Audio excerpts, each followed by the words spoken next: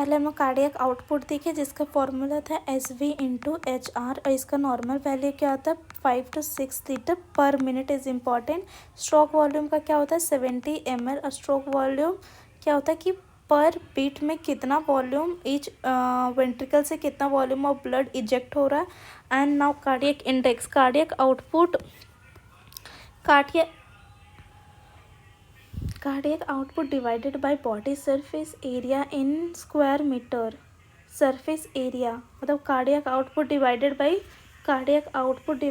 by body surface area in square meter is known as cardiac index। cardiac index is CO by surface area। cardiac output at rest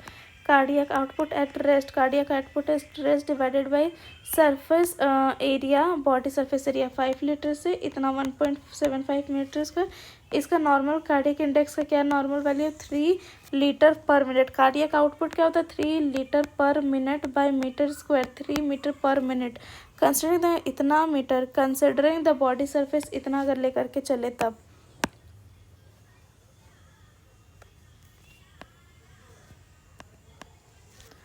फिर now normal volume, my mistake, normal value the normal average cardiac index is इतना। Normal value cardiac index का इतना था। Cardiac output कितना था 5 to 6 litre पर minute. और फिर कार्डियक स्ट्रोक वॉल्यूम कितना था, stroke volume is 70 ml and this cardiac index is how much 3.2 litre 3.2 litre. Body surface area is calculated by using body surface Dubois's formula. Body surface को हम लोग किस method से कर रहे हैं Dubois's formula body surface area, क्योंकि cardiac index का फॉर्मूला क्या होता है cardiac index is equal to cardiac output at rest, cardiac output at rest by surface area of body surface area। end diastolic volume definition, the volume of the blood remaining, end diastolic volume, the volume of the blood remaining in each ventricle at end of the diastole, at end of the diastole is called end volume। normal value is 150 ml 150 EDV।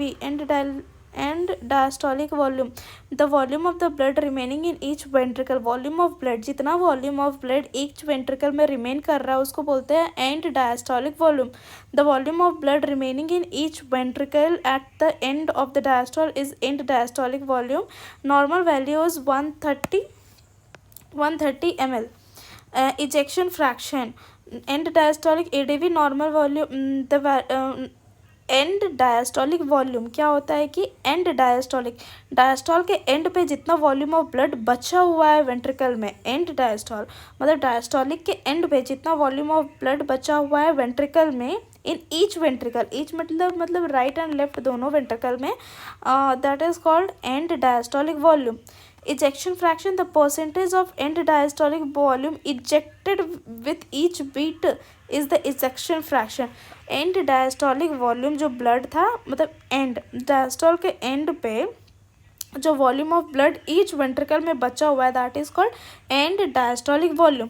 अब इसमें कह रहा है कि ejection fraction, अब उससे the percentage of and diastolic volume ejected with each beat, ejection fraction each beat पे, हर बीट पे जितना वॉल्यूम इजेक्ट हुआ है, इजेक्शन फ्रैक्शन होता है परसेंटेज पे काउंट करते हैं इसको, percentage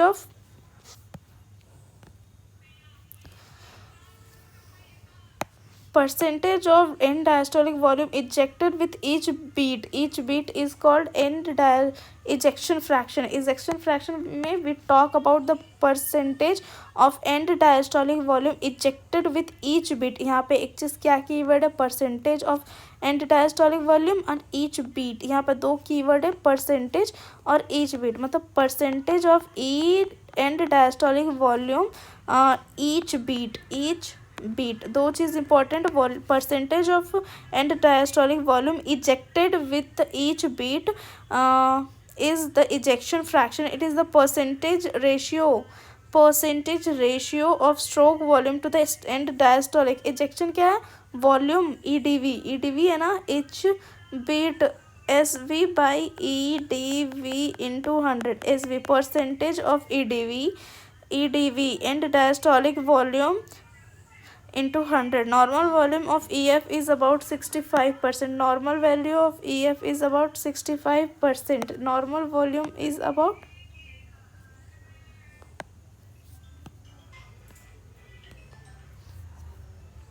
and systolic volume.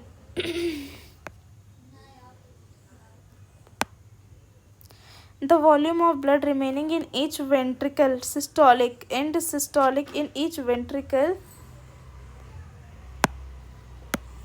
In each ventricle at the systole of a at the end of systole is called end systolic.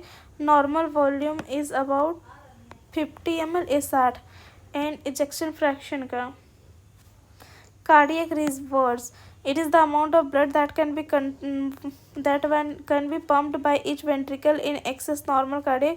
Normal value is इतना and to इतना से इतना.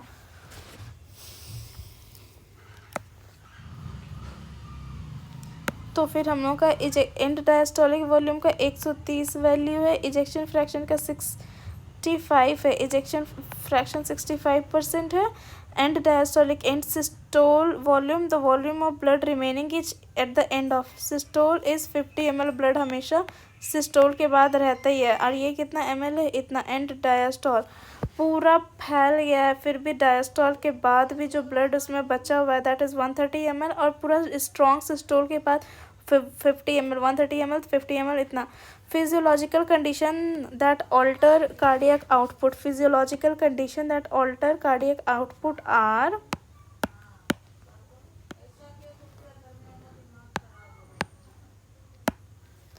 conditions that increase cardiac output, conditions that increase exercise anxiety, exercise से cardiac output बढ़ जाता है.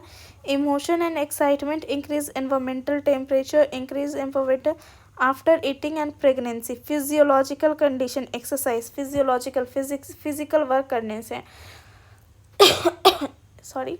Exercise anxiety, exercise तो हो गया, प्रेगनेंसी आफ्टर ईटिंग, ये सब करने से कार्डियक आउटपुट बढ़ जाता है. Exercise, pregnancy, anxiety, emotion and excitement, anxiety, emotion and excitement, emotion and excitement, emotion and excitement increase इन्फोमेंटल temperature.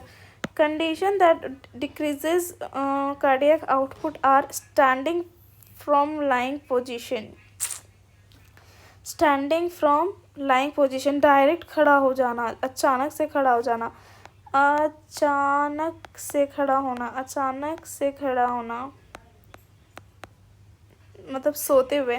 Excessive sweating, excessive sweating and अचानक से खड़े हो जाना. स्लीप्स that do not change, sleep and mild do not change, mild condition that do not change cardiac output. जब हम लोग सोए रहते हैं there is no change in the cardiac output. और प्रेगनेंसी में या फिर प्रेगनेंसी हो जाए या फिर एक्सट्रीम एक्सरसाइज हो जाए या एनजाइटी हो जाए या फिर emotion and excitement, emotion excitement हम लोग याद कैसे करेंगे. एक्सरसाइज और प्रेगनेंसी तो बहुत अच्छा है कि इसमें हार्ट रेट और वो बढ़ता है तो ये भी बढ़ जाता है. प्रेगनेंसी में भी हार्ट रेट बढ़ता है. एनजाइटी खुशी का बात है तो बढ़ रहा है, खुशी में सब चीज़ बढ़ता है तो anxiety anxiety. Emotion and excitement अच्छी बात है तो बढ़ रहा है. एनजाइटी भी कुछ ज़्यादा हो रहा है तो बढ़ रहा है. एक्सेसिव स्वेटिंग, स्वेटिंग हो रहा है, घट रहा है तो फिर वो डिक्रीज इन का आउटपुट कार्डियक आउटपुट हो रहा है. स्टैंडिंग फ्रॉम लाइंग पोजिशन, अचानक से सोते हुए जग जाने से कार्डियक आउटपुट घट जाता है और फिर जिससे कुछ भी असर नहीं पड़ता वो है sleep and mild to moderate temperature. Sleep से कुछ भी असर नहीं होता है. Cardiac out as, cardiac output is less in elderly. Cardiac output, this occurs due to decrease in heart rate and stroke volume in aged individual. In children, though heart rate is more, cardiac output is less due to less stroke volume. देखो elderly में भी less CO है, child में भी less CO है. Elderly में is due to less HR क्योंकि cardiac is HR into stroke volume. और ओल्ड पीपल में क्या है, ओल्ड पीपल में HR and SV both are decreased. ठीक है, लेकिन चिल्ड्रन में क्या है, उन लोगों का हार्ट रेट तो ज़्यादा है, हार्ट रेट ज़्यादा है बट SV कम है, SV जो है वो कम है.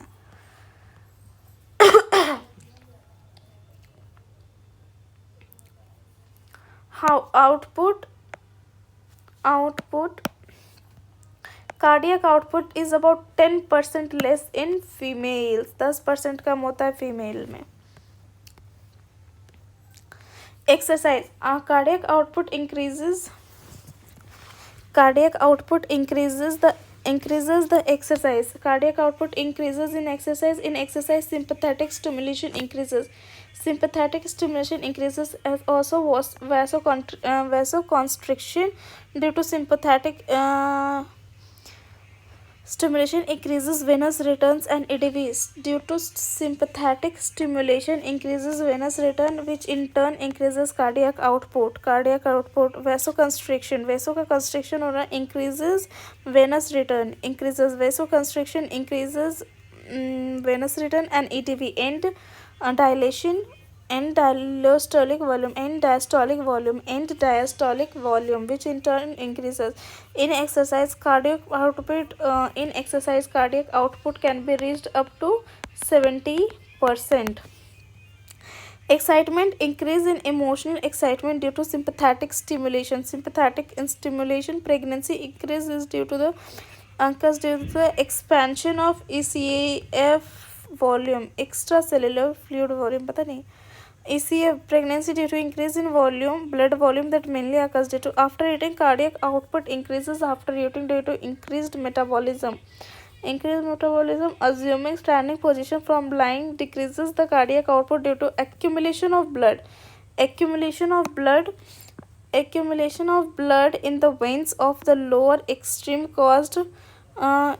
extremities caused by effect of gravity. Assuming standing position from lying position suddenly. Assuming standing postures from lying posture decreases cardiac output due to accumulation of blood in veins of lower extremities.